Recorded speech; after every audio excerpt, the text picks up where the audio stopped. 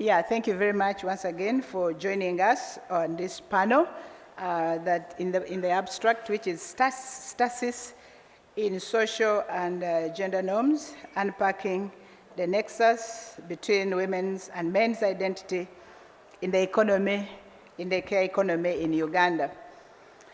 We have 3 panelists. One of them has not yet turned up, but don't worry, we shall fill in the gap when that person turns up. With me in this panel, we have Dr. Peace Musimanta, senior lecturer, School of Women and Gender Studies. She has researched widely in women's empowerment, but more so on unpaid care work in various districts of Uganda. She's also a member of the Uganda Women's Network. She's also passionate about pedagogy that informs and co-creates knowledge with the learners. Peace will be discussing and sharing with us the study that was conducted in 2 districts in Uganda, Kabong and Kampala, in relation to a special methodology of unpacking and understanding unpaid care in families. Associate Professor Florence Muhanguzi from the School of Women and Gender Studies.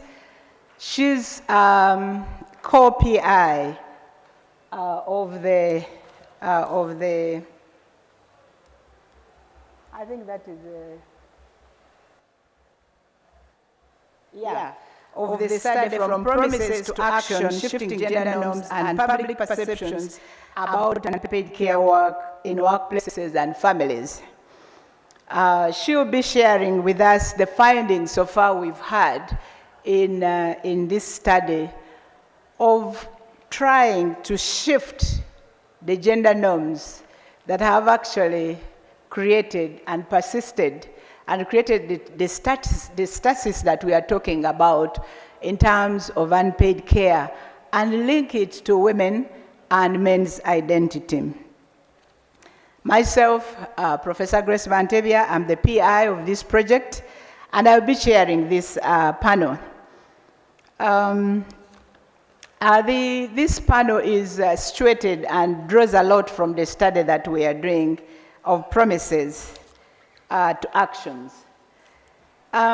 We know we have the motivation of this project, and we've been working on this project for the last 1 year. And our understanding that men and women really spend a lot of hours, but more girls and women spend more hours, twice as much in what is classified as unpaid care work. And we'll be defining what unpaid care work entails for the locals, but also globally. Work that is not paid, that is done mainly in the circumstances and the areas of the family and work, and in the families and communities. We also observe that COVID-19 brought to face the difficulties and the burden of unpaid care, exacerbated it, and the situation of girls and women really worsened during that time. We are also very cautious that the government of Uganda, in NDP 3, seeks to expand women's participation in paid economy. It is a deliberate attempt to empower women, but more so that they engage in unpaid care work, in paid economy. But it's very silent about the unpaid care work, which historically and up to date have limited women's participation in paid care work. We also really seek in this project, and the findings that we are going to discuss today, really to shift and free women for gainful employment. We are using a special model, which we call the power model, which has traditionally been used to shift and understand gender-based violence. We are modifying it for unpaid care work, seeking to change, that is, redistribute the unpaid care work in homes, represent, but also recognition. Our RCT, our intervention, is focusing on 5 areas. Power, meaning empowering women in economic and social and political development through the village saving associations or VCLA. We also seek to engage men and boys in understanding and challenging the toxic masculinity that prevent men from engaging in unpaid care work. We are also seeking to engage with community activists using the SASA approach of different groups mobilizing and sensitizing fellow community members and engage them in dialogues to promote the shifting, understanding, and also representing and recognizing unpaid care work. We also have the local duty bearers, engaging them as key people who are very essential in shifting and understanding gender unpaid care work.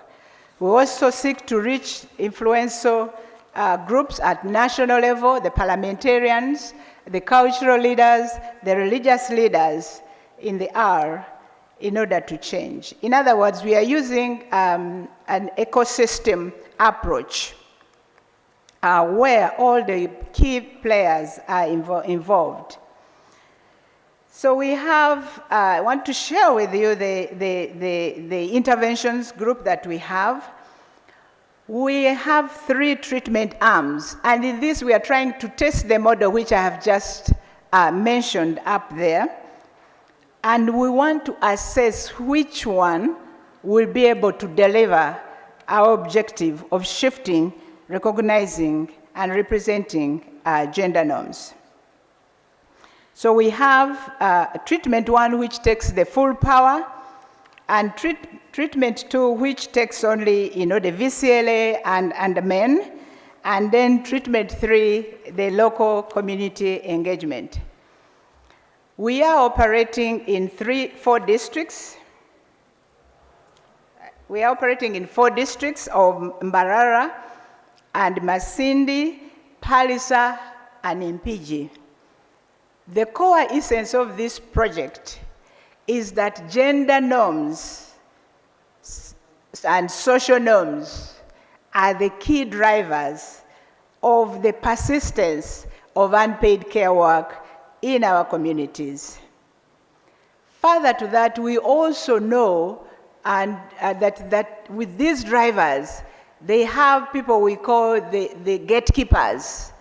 These are the significant others who ensure that the norms, the traditional norms and beliefs related to unpaid care are maintained in a manner that is acceptable to the community.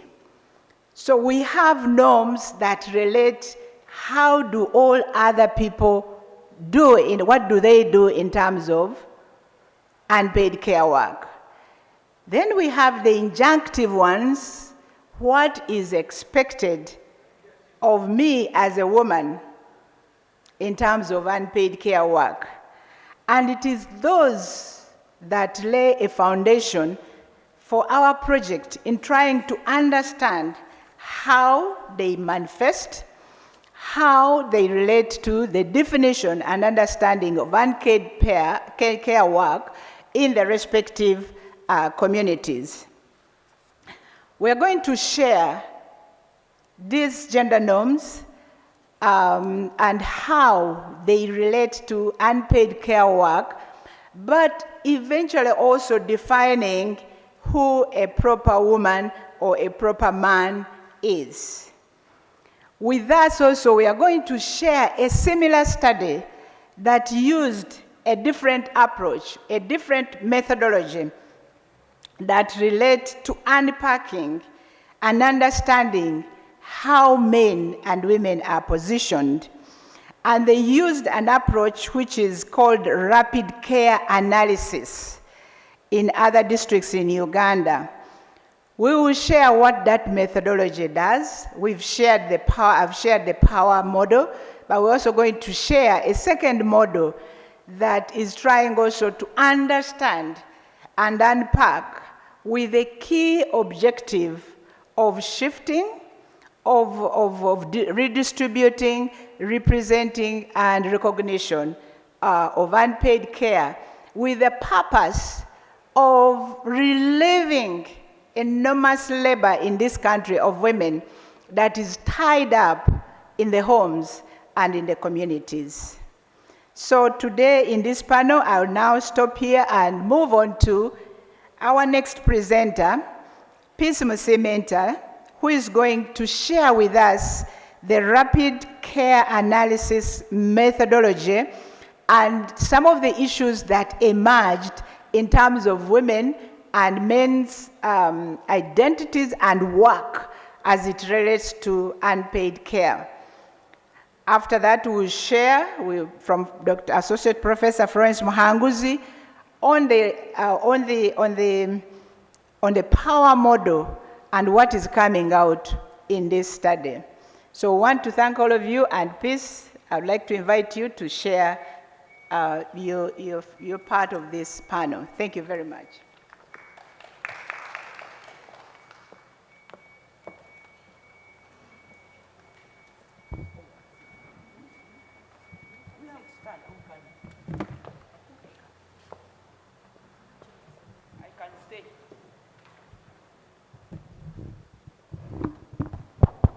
Yes, thank you very much, Professor Grace Bantebia, and thank you very much, Associate Professor Florence Muhanguzi Choherwe.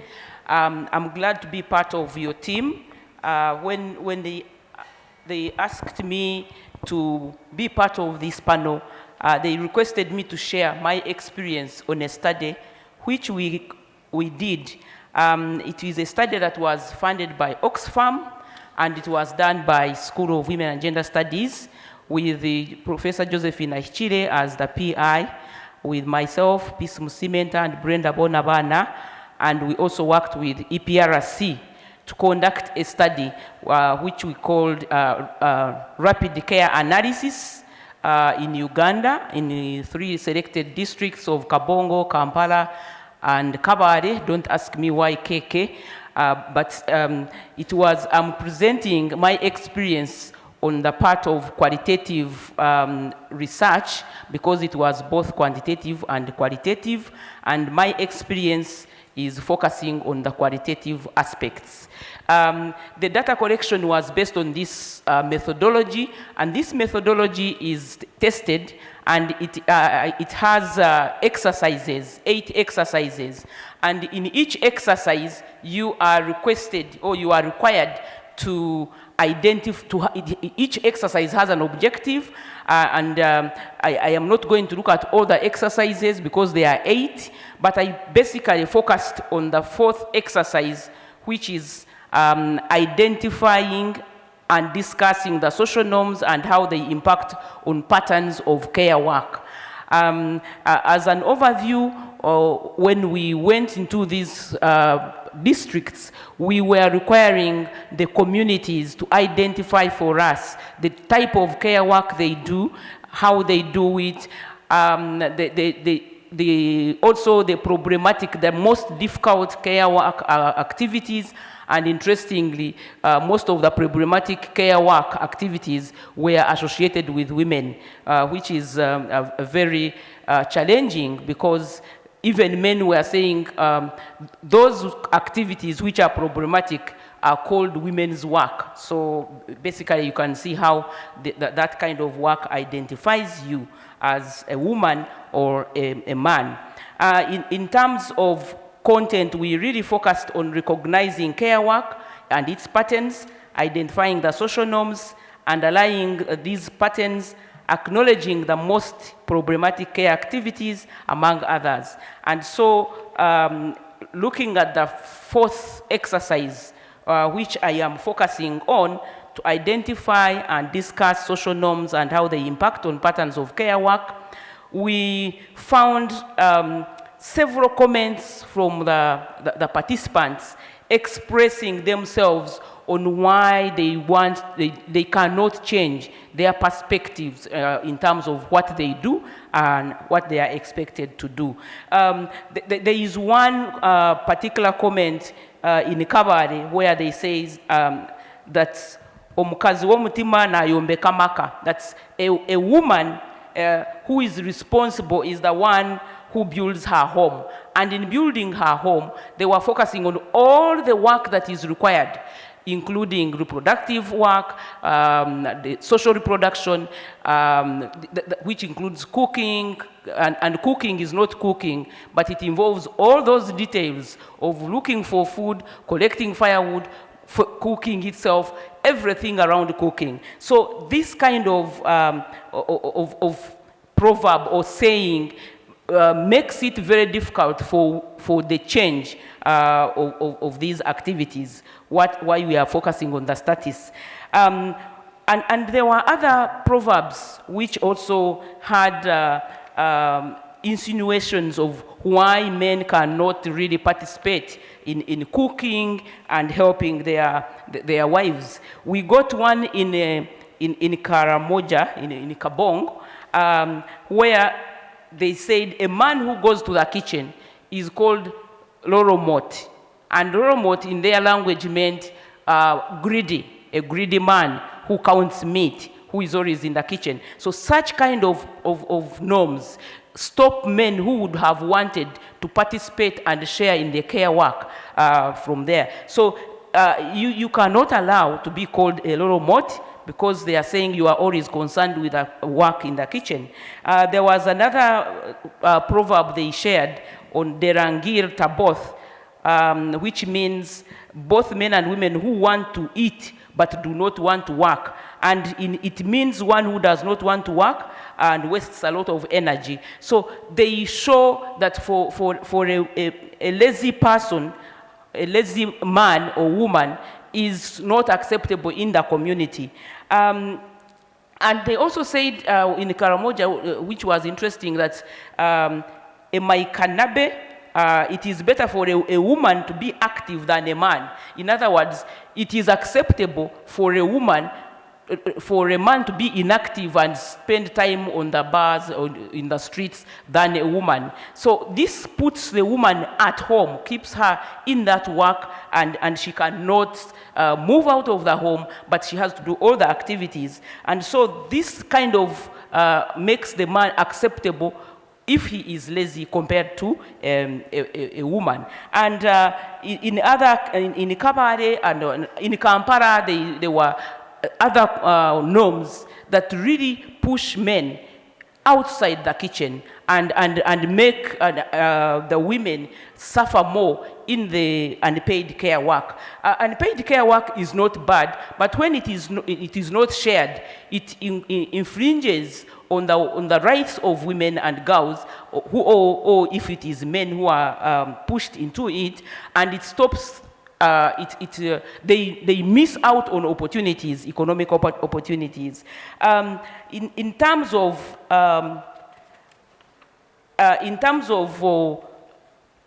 norms that really are sticky and don't change, we have things like women's work and men's work, and this cuts across in all in the three regions, whereby a man is expected to do certain kind of work, and if you don't do it, then you are demonized. They look at you as a failure, and that pushes men out of the work that they would have wanted to do. I remember one of the focus group discussions when a man said, I wouldn't expect my son to be in the kitchen and my daughter to be in the sitting room watching TV, because you are preparing this girl to go and cook. And among the Baganda here in the central, they said, agenze kufumba, yo, he has gone to cook. When you are getting married, means you are going to cook. And cooking is not just preparing food. It entails all those other activities. Actually, they say there are two types of kufumba. One is cooking at night and then cooking during the day. And cooking at night, it means marital obligations. So you have to cook during the day and during the night. So they have to prepare you as a young girl to be able to multitask and kufumba or cook both day and night. So in terms of the takeaway messages from this study, I realized that the unequal gender distribution of unpaid care work is generally normalized and reinforced by social and gender norms associated with women's and men's identity. So to be a man means you have responsibilities which are categorized according to your culture, according to where you originate. And I also see another message that I want to share with you, that carrying out the prescribed unpaid care work is a form of our identity as men and women. In fact, in one of the focus group discussions, they said, emirimo y'ekisajja, emirimo y'abakyala, that they work for men and work for women. Irrespective of whether I'm professional or if I go home in the evening, they still expect you to at least oversee emirimo y'abakyala, those activities that you are expected to do. So I can say that you are what you are expected to do in society, which is gendered. And there is a strong connection between the unpaid care work with our gender identity. So you are defined as a proper woman if you do the expected roles. And I think I have interfaced with many people who say, you women in gender. You know, the way it has a derogatory kind of sense, that you women in gender, when you say something that contradicts what society expects to do, and someone says, you women in gender, meaning there is something that is not right with you because of what you are saying. So if you don't prescribe to, you don't adhere to the prescribed roles, you are not really a woman. And so adherence to the prescribed and paid care work is not only expected by the significant others in the community, but it is also seen by most women and men as a God-given duty that must be fulfilled. In fact, they tell you that this is your work. You are, God gave you this work. And you wonder whether really God gave it to us.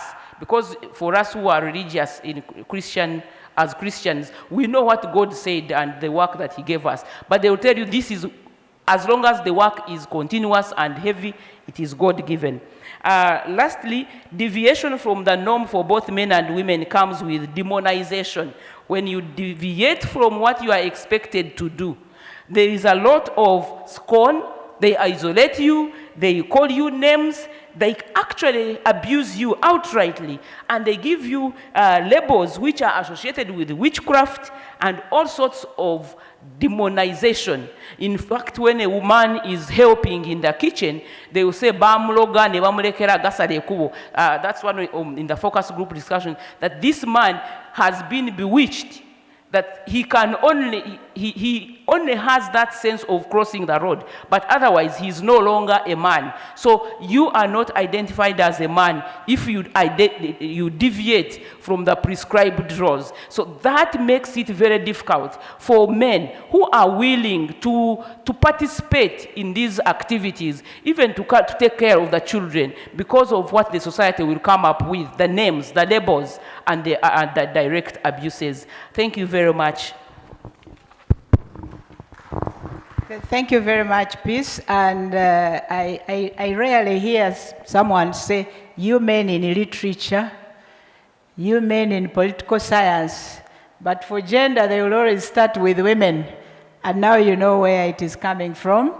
And exactly what Peace has said is some of the norms our project is seeking and is trying to shift and change. We're now going to hear from Florence Muhanguzi, drawing from the promises to action project, where we are endeavoring to shift these persistent norms about unpaid care work. She will draw from the studies we have done so far, the formative study, but also the baseline, and at this level we are at the interventions, and we'll be sharing at the end exactly what is coming up. So Prof. Florence, please, you're welcome.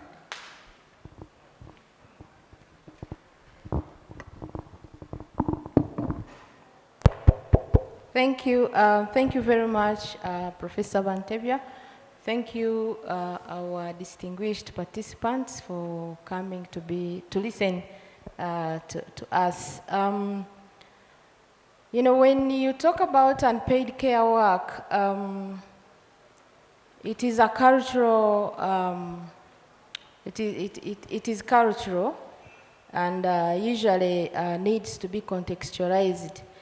But when you listen to what Dr. Musimenta has said and what we are finding out, our findings seem to be quite similar, meaning that in Uganda, most of these beliefs and perceptions around women's identity, men's identity, relating to unpaid care work and work you know, within the home, seem to be the same. And so most of what Dr. Musimenta has spoken about is not, you know, very different from what we are seeing from the other districts that we went to. We went to 4 districts, that is Masindi, Mbarara, Mpigi, and Palisa. But the narratives from the men and women and the youth seem to be speaking to the same beliefs and perceptions around what unpaid care work is in terms of women and men.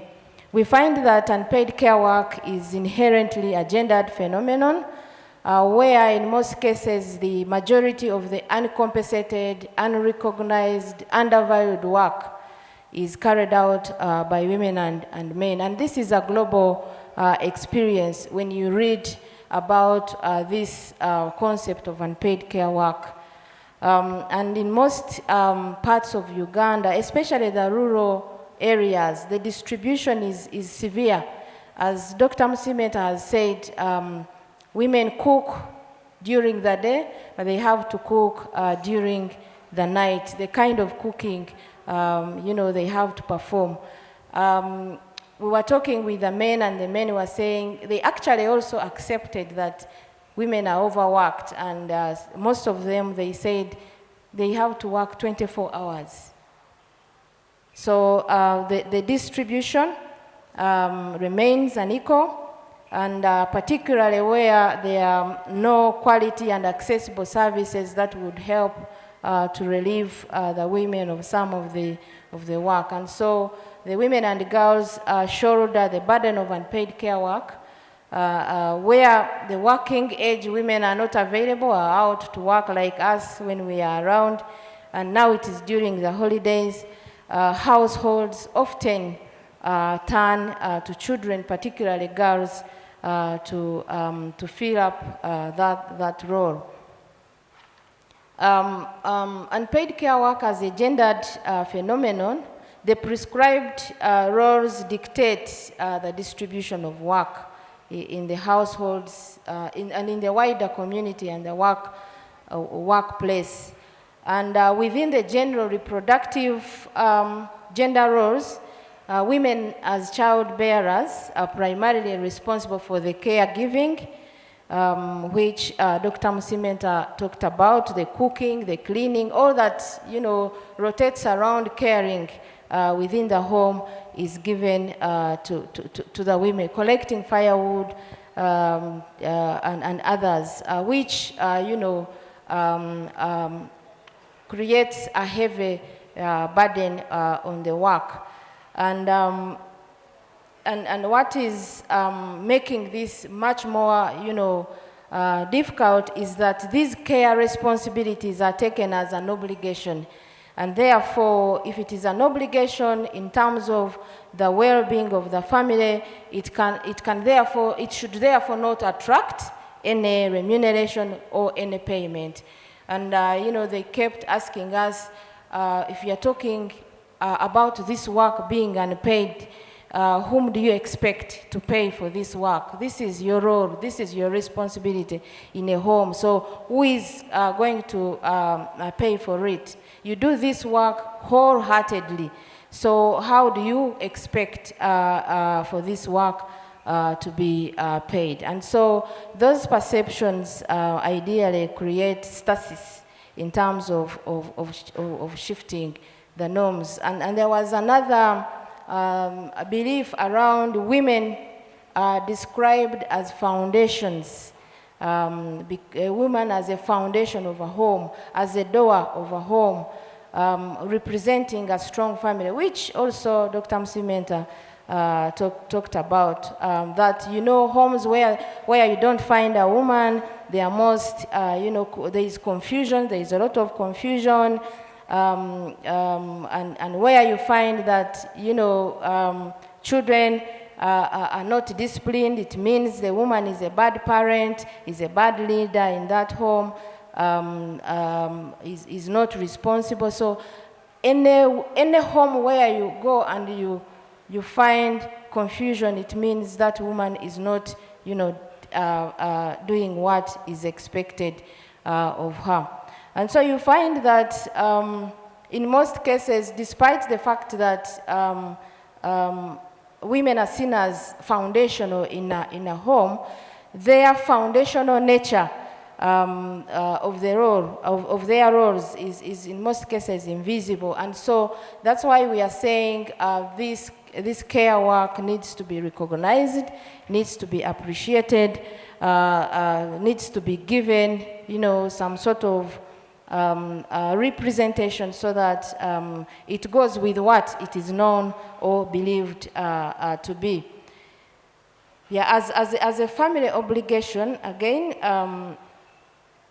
care work, which Professor Bantebia and Dr. Msimenta have talked about, is associated with one's identity, the ideal man and the ideal woman, expected to perform certain roles. If you don't perform them, then you know, you are not that ideal woman in a home.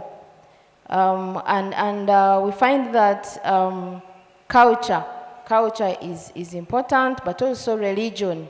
There is a lot of evoking the godly nature of what that work means, and also talking about culture as a main factor that brings about that unequal distribution in relation to what an ideal man and an ideal woman should be.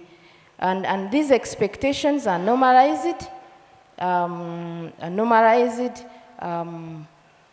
perceived to be God-given, and then passed on from one generation to another. And so, you know, changing these perceptions ideally is not is a heavy task. We found norms around social and gender norms around care work for women, looking at a woman as equated to be a doer, overall caregiver. A woman should not fall sick because you know, you are the strength of the family. A woman does not discuss what matters in the home. She's responsible for child upbringing. A bad child leads to ridicule, you know, of the mother. Usually, when a child is indisciplined, that indiscipline goes back to the mother. Supposed to keep the home tidy, and supposed to cook and all that you know, you have had. Supposed to make sure the household is food secure. And all these descriptions relate to a woman's identity as a mother and as a caregiver, a nurturer, and all those that come with feminine roles. And most often, the descriptions and the norms emphasize women's role. The women are credited for adhering to those expectations, which are normally stated in a binary manner. You either do this or don't do the other. If you do not conform to what you are prescribed to be as an ideal woman, then being a woman no longer suits you. And there are sanctions, some of which we've already heard from Dr. Msimenta. Sanctions like social exclusion. You are excluded from those women who are known to be ideal from your peers. You are labeled being a witch, lazy, being irresponsible, and sometimes attracting even punishment from the clan, from the family members, from the husband. Punishment like divorce. If you can't do those tasks within a home, then you are not fit to be in that marriage. You are not fit to be in that marriage. You go, or the husband finds another a woman to take your space. You are incapable. You are disrespectful, but also being blamed for not taking care of the family, or for family disorganization and breakdown, which all revolves around marriage, which Dr. Msimenta has alluded to. It is generally believed, and this cuts across the whole of Uganda, that marriage would fail if a girl or a young woman is getting married and does not know how to do some of those domestic roles: peeling matoke, cleaning tidying up home and all that. And usually you find parents are pressured. They are on pressure to ensure that their girls and young women get to know how to do that unpaid care work. Unlike on the part of the boys, they are not pressured at all, to train their boys to do what it takes to be in a marital relationship. And note that here, if they are talking about parents, usually reference goes to the mothers. The mothers have to ensure that their girls are trained, are well prepared to be ideal women, to be those women that are fit to be in a marriage. And so you find that these beliefs in most cases favor men, and instead, the burden goes to the women. And those norms and expectations for the men are framed around ensuring that the men also remain ideal men. So the identity question on unpaid care work does not only relate to the woman, but it also relates to the man. And for the man, usually the norms are laced with power and position in the home as a head, as a household head, who is supposed to, take control, take charge of the family, and therefore there are norms that this man should not engage in domestic work, should not go into the kitchen. If you go into the kitchen, then your status is at stake. should provide for the family, should provide for housing, for protection and safety, ensure food security, ensure that the health care of the family is taken care of, shelter, and all those things that concern family provisioning, breadwinning. But most of these expectations for the men appear to be assumed rather than a reality, because when you interact with both men and women, you discover that most of the work in the home is done by the women, irrespective of men being, the overall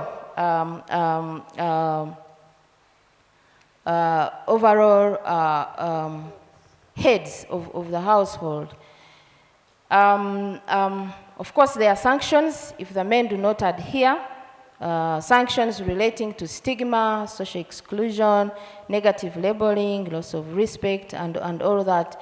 And so these sanctions actually stand in the way of changing these norms. And if there are any interventions to happen, the interventions should, look at how these sanctions can really be, can change.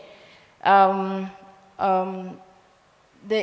evoking of the Bible is often, is common, that, we men were created as household heads, and so should not engage in any unpaid care work. But again, this is, reading this, you find it is contradictory, because if you are head and you are supposed to take charge of everything in the home, but yet you have someone who is doing everything, so you find that actually this household headship status that is God-given is a misinterpretation of what God requires of the men in the household. Of course, we are not saying that there are no changes. There are changes that are happening, but the changes are ideally mainly in the urban areas. In the rural areas, very limited changes in terms of shifting the norms around unpaid care work. In the urban areas, some few men share the roles, others pay maids where possible to help out. And so the shifting is a gradual process. The other shift that we find is that the welfare of the family is no longer a preserve of the men. Women are equally involved in supporting the family through income-generating activities, through supporting children's education, health care, and the like. And there were even indications that in most families, most men have actually left all the roles, to all the family roles to the women. And so ideally, this gendered nature and an equal burden of unpaid care work is a key challenge to attaining women's empowerment, but also in particular women's economic empowerment, because the burden is heavy, and so women in most cases are not able to secure safe, fair employment, and they are often, sometimes they have to compromise their health and leisure to be able to secure paid work, because you have to balance, and sometimes it is not easy to balance with paid work and unpaid care work at home. Thank you very much.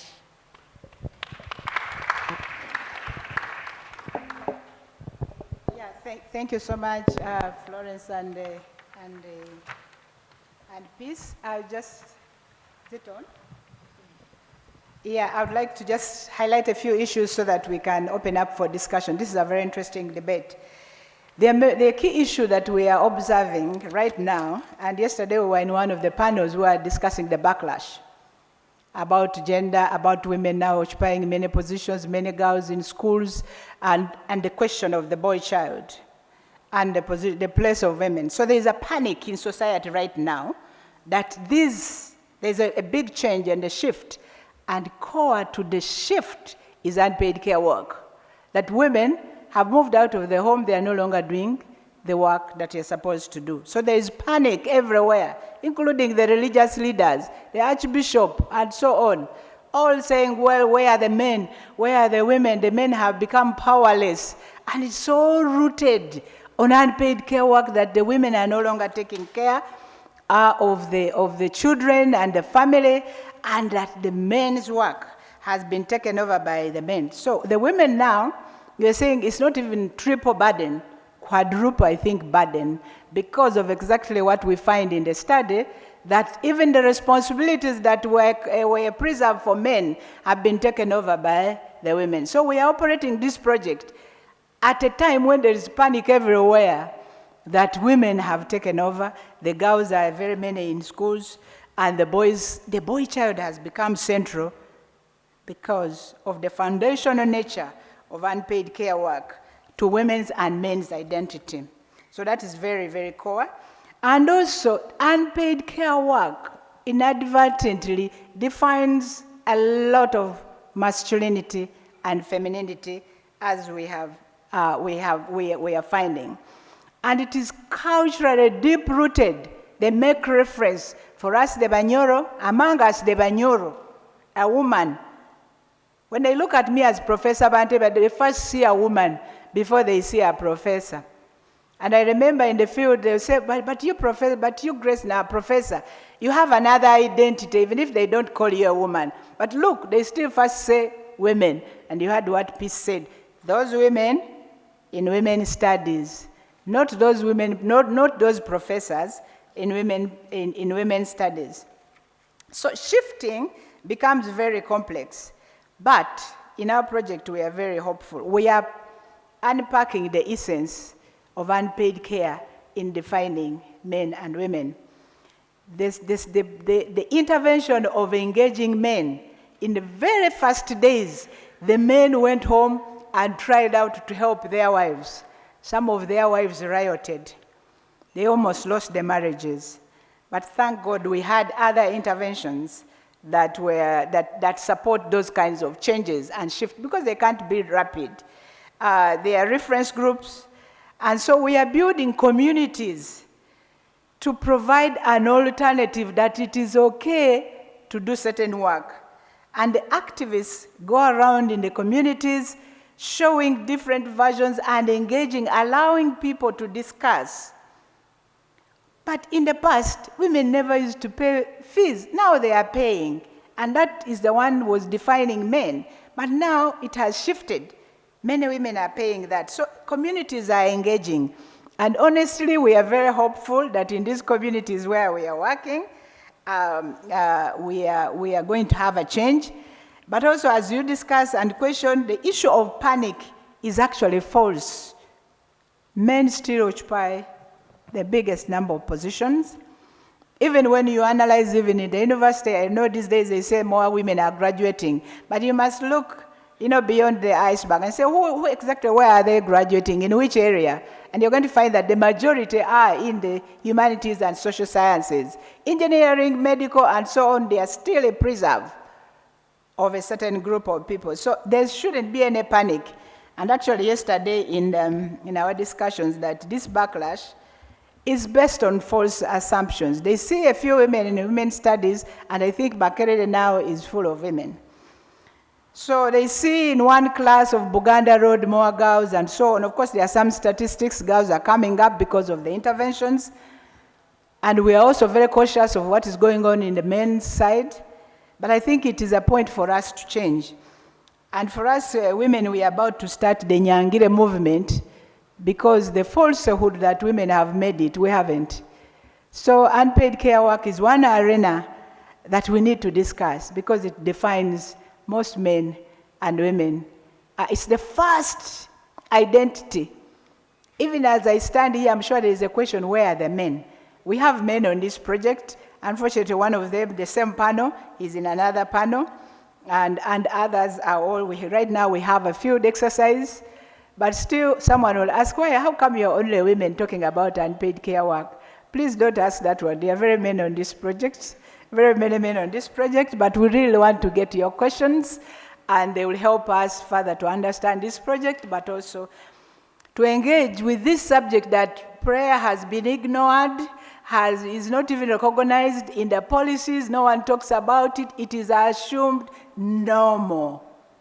It is assumed expected, and everybody should not even question, and we are bringing it to the table. Thank you very much.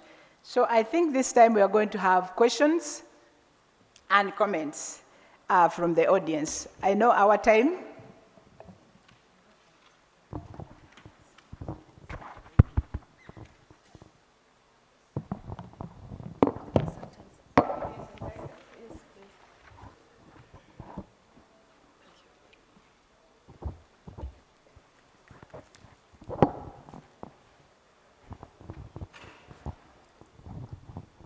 Thank you so much, Chair. Abbas Chimba is my name from literature. I listened to this with a lot of interest. Some time back I published an article entitled Female Identity and Male Space in Ugandan Literature by Women. And it attracted a lot of reaction, and I'm impressed that this dialogue is continuing. I'd like to ask the two presenters, both Peace and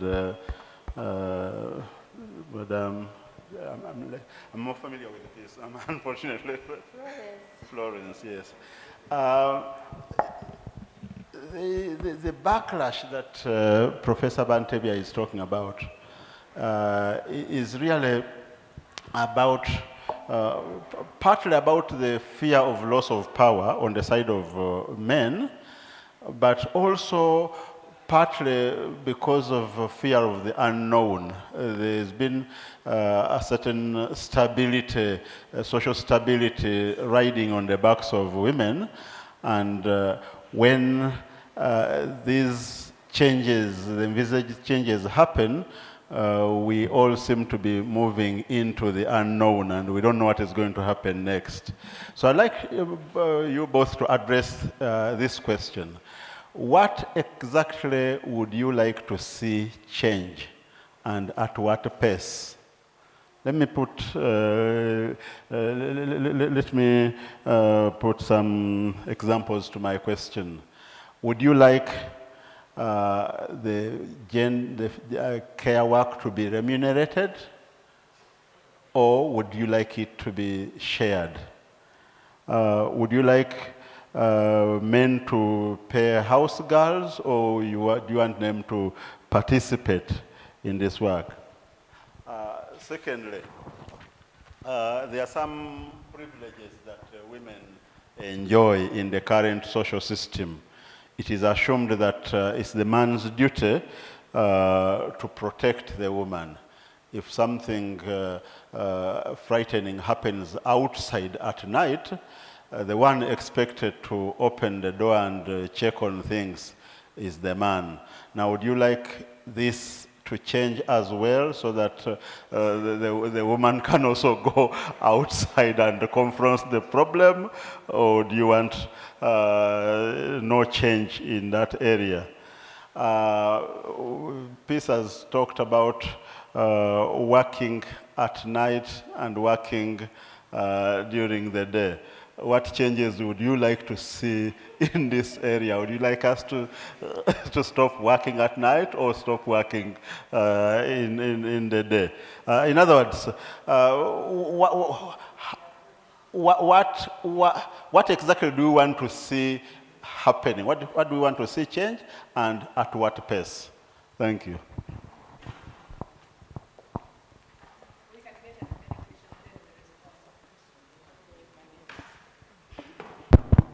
Thank you so much, our presenters, for this very interesting area, care work. I was so impressed about the fact that you engaged the men and the women about who is an ideal woman and an ideal man. In their interactions, did that ideal man recognize or even appreciate that the women are overworked? Did we find any ideal men who were willing and doing something to reduce the burden that the women were already carrying? Because that is a step towards the right direction. And my second question is similar to what Professor Abbas-Chimba has given us. As a project, what strategies are you hoping to have in place to aid the transition from a situation where we see the women overburdened by care work to a situation where we'll see more sharing of the workload that is in the homes? Because this work benefits all of us. And therefore, if it is for our benefit, it is just normal that we accept to share it. So as a project, how are you going to encourage and motivate the ideal and unideal men to accept to share in the care work? Thank you.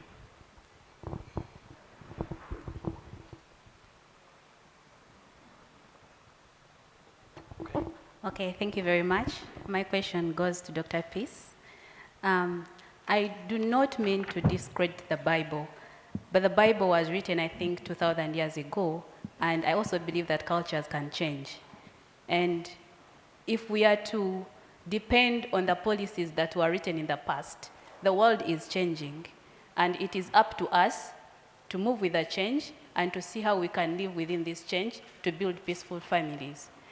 And it is very hard to, for example, engage men who are above 30 or 40 years to fall into this change that we want.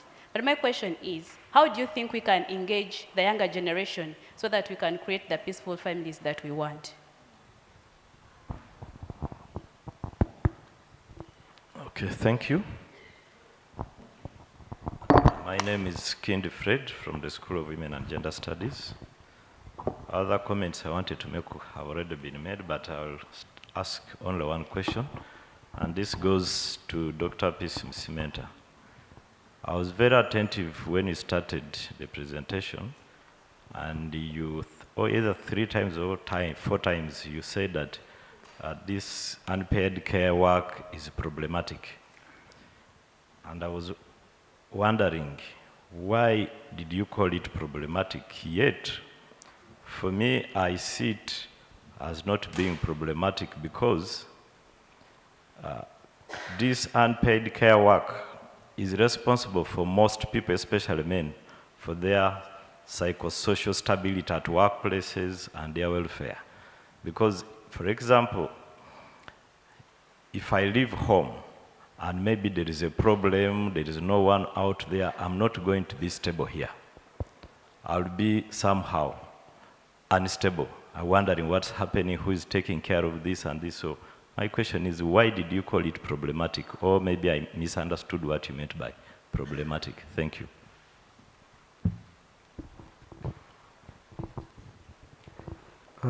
Good morning to you. I'm Kakandi Crispas from School of Law. I have a comment and one question. The question is, what really is the project about? Is it achieving an equal balance in the unpaid work or reducing on the percentage? Another thing is, the comment is, you talk about the unpaid care work. Have you gone through the legal implications where the women, some of the women emancipation projects like FIDA Uganda were fighting for the matrimonial property distribution law, in that the unpaid care work is attributed to the overall general gains of a family? In other words, what the women do that we call unpaid for is actually a contribution to the wealth, to the gains of a family. And when things like divorce arise, that is put into calculations. Lest we forget that we are putting the bar high by fighting nature. Thank you.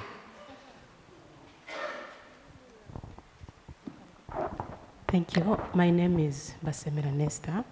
I'm a PhD scholar from School of Gender Studies. Thank you. My name is Basemera Nesta. I'm a PhD scholar from School of Women and Gender Studies. I want to thank you. You have been a great panel, and the discussion has been quite enriching. Now, Professor, you talked about panic, and in your own understanding, I would like you to help us understand that in verge of, as we come up to solve some of these problems, care work and the challenges that it comes with, are we solving a problem or we are creating more problems than we're actually trying to address? I also want to share what in my culture I see. In my culture of Toro, there's a belief that men who go to the kitchen are called empotozoburo, minglers, millet minglers. And this affects them in decision making, that a man who is considered to be a millet mingler cannot be listened to in a village, in a typical village meeting. So, and yet we are struggling to fight some of these realities, gender myths. So I also see men, as you talk about a shift in gender roles, there are men who are, as women go out to work, they're trying to do socioeconomic activities. The men remain at home to take care of some men, of course, take care of the children, they're doing this. But the other men continue to look at them as, as social, I don't know even to call them, rejects, I must say. So how are we going to address some of these challenges that come with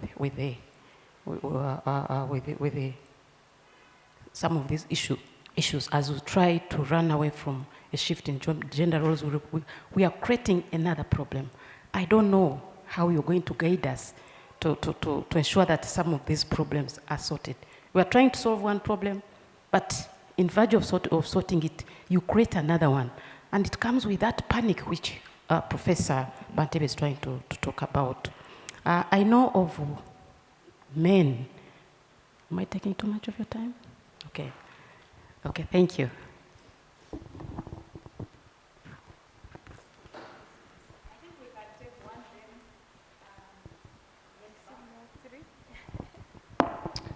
Thank you, the three discussants. My name is Joseph Mugara. I'm a master's student of clinical psychology here. My focus, my concern is on interpretation, contextualizing the interpretation of the findings. Professor Kyomuhendo mentioned something to do with contextualizing. I think that's very important. A colleague of mine, who's also a graduate student, is doing a study on the mental health of caregivers in informal and formal settings, caregivers of TB patients.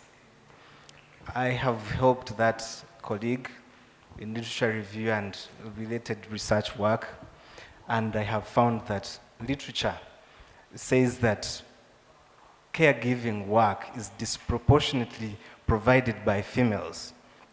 So I concur with the findings of your study or studies.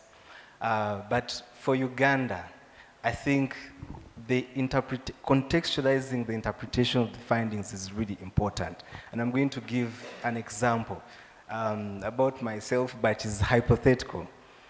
When we talk about unpaid work, care work, first of all, who is supposed to pay for that work? Yes, it was talked about. I think it needs to be made clear. The hypothetical situation that I'm going to use about myself is this. For example, if my mom is doing the housework at home, is taking care of my siblings, is cooking, is ensuring things are good in the house. At the same time, my dad is in the fields. For example, taking care of crops, is ensuring that the livestock are okay and all that. And instead of my mom or both my parents deciding to, for example, employ a maid to help my mom, because they know that if they did that, then they would lose some money, the same money that they use to educate me, they end up choosing to do the work by themselves. So how do we then interpret unpaid caregiving kind of work? So I think interpretation of those findings is, should look at the socio-economic realities of this country or the people that you involved in the study. Thank you.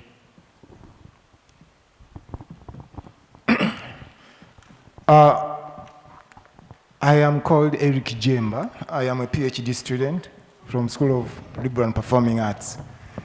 Mine goes to my sister, Peace. In the past, you had a study, a similar study about masculinity where we shared, and I happened to share my personal story. But today, I would like to say that I am 46 years old, and several times I've asked for scholarships, and they told me, no, you are too old. And the ladies, they can apply at 45 and 44. I have failed on several occasions because I am a man. Secondly, still to you, my sister, Peace, I have a talk show that I am a panelist on, a TV talk show, reality show.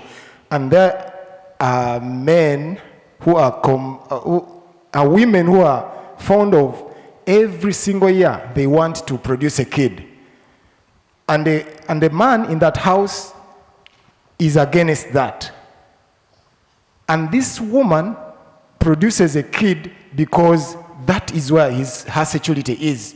I need to be breastfeeding every time and then for me to qualify to be here. Finally, on that same talk show, there is another man who wanted his child to be breastfed for 2 years. And this lady said 8 months is enough for this kid. And this guy, in his wisdom, thought that, let me pay for the remaining, how many months? Like 16 months. I pay you like 100,000 each month to breastfeed my kid so that my kid gets off that breast 2 years. So that is the situation. Thank you so much for the comment. I know I'm aware that we're really running out of time. Whenever we are discussing this topic, we really get a lot of comments, which are very useful. I'm going to ask the panelists to use like 2 to 3 minutes each, and then I close the session. We can continue engaging. Please reach out to us. The study is still going on. We can give you our contacts and so that we really work on this together. Yes, please. Yes, thank you very much for this feedback. I will start with Professor Abbas Chihima's question. Really, I want to say the backlash is real, but the change I want to see is not to turn the tables upside down, but to see, because we are using a framework of reduce, recognize, redistribute, and remunerate. So it is contextual. In each case, if the woman is doing all this and she has to cook at night, what if you help her to finish the work earlier rather than letting her work up to midnight and then she starts the second session? So it is that recognition and redistribution. But there is no black and white where you say, hey, do this and do that. It is contextual. The ideal, I think that answers it. Yeah, the privileges. I think we have these expectations that men are privileged and women are not. In some cases, it is the other way around. Protection, I know some women who are actually the ones who move out when there is a crisis, and the men are not. many who do that. I don't want to name, but I know some of my friends, their husbands actually tell them to go and check what is happening. Please So don't it is name not them. all men. It is not all men. I think the Bible, how do you think we can engage the young generation?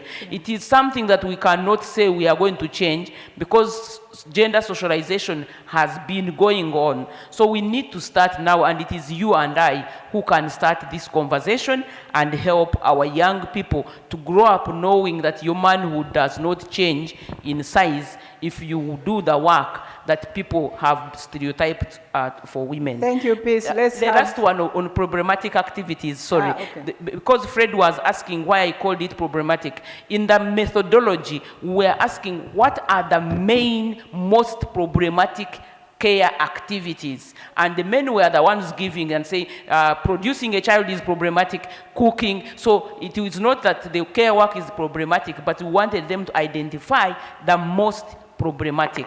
The other questions, I may not answer them, but I appreciate them, and we can continue the conversation. Thank you. Yeah, and as a project, we shall take them up. Yes, Florence. Yeah, thank you very much.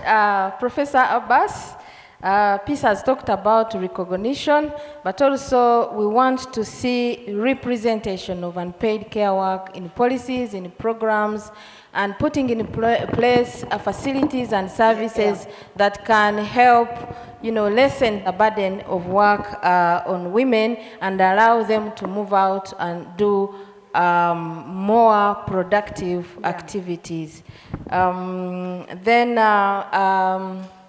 Dr. Nsibirano, we are men appreciating, actually across all the districts, men do appreciate that women are overburdened. Yeah. But they have that fear that Professor Abbas talked about of loss of power, of loss of status, and therefore they have to calculate whether, where to be in that, puzzle of unpaid care work.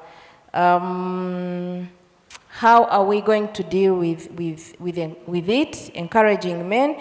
Our project is actually a part of that, to encourage men to take part in the sharing of the roles, but also recognizing that all this work also impacts on the health of their wives, but also productivity. And so we have a number of activities of engaging the men themselves. As Professor Bantebia said, we have just started. There is some sort of resistance from both women and men, but along the way we know that we will be able to succeed. It's a long journey because changing attitudes and beliefs takes some bit of time. Engaging the young generation, that is a very key strategy, because bending the stick when it has already grown up, it will just break. So starting from the young generation, I think is the best strategy to handle some of these perceptions and beliefs. My land friend, Christmas, he's talking about unpaid care work, putting calculations when looking at property ownership. I haven't had anything of that nature, and that is where contention is. I haven't had where, when they are going to do property sharing, where they are looking into what this woman has contributed, and actually that is where the problem is. Yeah. In most cases, there is no recognition whatsoever for the years of this woman has spent in the marriage, the children she has produced and looked after, the washing of the trousers and shirts and all that, the taking care does not come into the picture when they are talking about property assets within a home. You are the first person to hear it from. We are not fighting nature. There's nothing natural about unpaid care work. It is socially constructed, and therefore it can change. Thank you very much. My time is up. We keep engaging. to be able to answer some of these questions. Thank you. Thank you so much. As we close, we wish we had another hour. Before I close with a comment, I want to recognize the funders of these projects, and it's not only here in Uganda, but also other countries. We are funded under the Growth and Economic Opportunities for Women in East Africa. So all the East African countries are involved in projects that really seek to enhance women's engagement and involvement in many other paid work and economic activities. The initiative is really funded by the Melinda and Belinda Gates and the William and Flora Hewlett Foundation, with also Canadian IDRC. So they are funding all these projects in this region. And for us here, we are very excited. You've given us a number of comments. I think the takeaway is the issue of the unknown is there. We cannot deny it. The fear of men losing power is there. The fear of women losing their identity, which defines them as proper women, is there. So it's not one-sided. And I honestly like the legal part of this. We hadn't really examined a lot of it. But what my colleagues have saying, we are aiming at a number of things. In the policies, we have reviewed nothing.